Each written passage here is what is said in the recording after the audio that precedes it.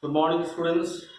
Let's continue the same chapter, that is chemical bonding.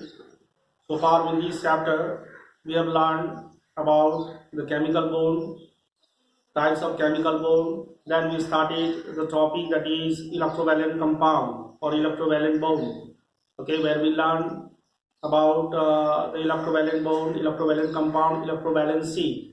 Okay, and then we also learned about the conditions for the formation of electrovalent compound, where we learned about where we learned that one of the atoms should have the low ionization potential, the other atom should have the high electron affinity. Then again, there must be the large electronegativity difference between the two combining atoms to form the electrovalent compound. Okay, now let's continue the same topic. Now here in the book, if you go through, one question is given: why are ionic compounds stable? Why are ionic compounds stable? Now see, the answer to this question can be, it is because during ionic compounds, during the formation of ionic compounds, ions are formed, or ionic compounds consist of oppositely charged ions. Okay, as they consist of oppositely charged ions, the ions attract each other with greater force. Okay, as a result, what happens is that the constituting atoms or ions, they are held by strong force of attraction. So that is why they are very, very stable. Okay, so this way the answer you can write. Now next comes, as I told you that the electrovalent compounds, okay, in order to form electrovalent compounds, one atom must lose the electron, the other atom must gain the electrons.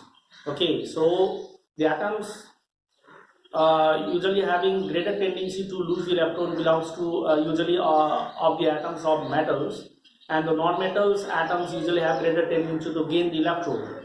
So that is why the electrovalent compounds is mainly formed between metals and non-metals. So in order to identify, if suppose the chemical formula is given and if you are asked to like classify them as electrovalent compound, covalent compound, dative compound or coordinate compound, then in order to find out that whether the given compound is ionic compound or not, what you have to see is that it must consist of metal and non-metal.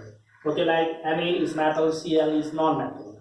Then again, magnesium Mg, okay, is metal, and chlorine is non-metal. Okay, metal and non-metal. So electrovalent compound is mainly formed between metal and non-metal. Okay, now here in this video we'll be learning how NaCl is formed. Electrovalent compounds are formed like NaCl, CaO, okay, calcium oxide, then again magnesium chloride. Then you may be sometimes asked to show the formation of NaCl with the help of electron dot diagram, or you may be asked to to show the formation of NaCl or MgCl2, okay, with the help of orbit structure. Okay, so those things will be learning here. So NaCl. Now see what happens during C. If you are asked about explain the formation of NaCl, to some extent I have already explained to you. So you need to write that sodium. Okay, sodium. The atomic number of sodium is. How you will be writing the atomic number of sodium is 11. Number of sodium is 11.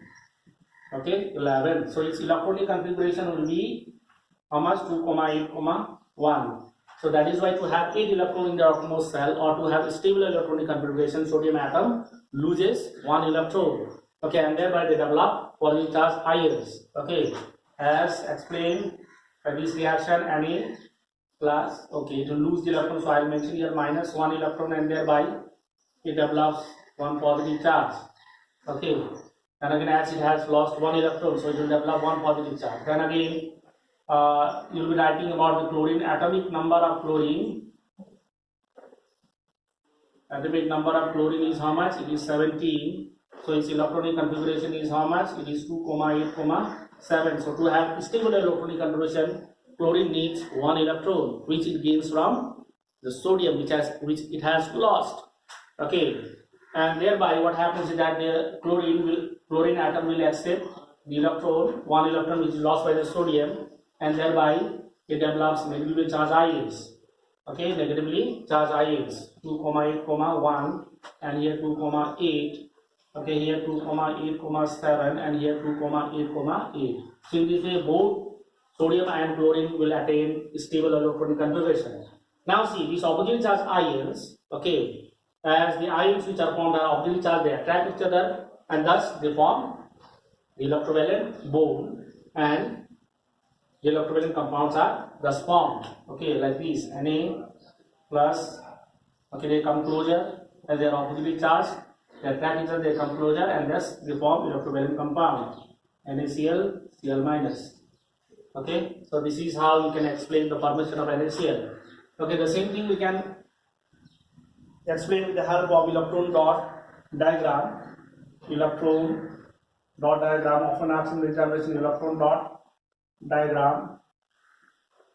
Okay, in electron dot diagram, what we do is that we show only the electrons of the outermost cell. Okay, we show only the electron of the outermost cell, Na. Okay, now Na has how many electrons in the outermost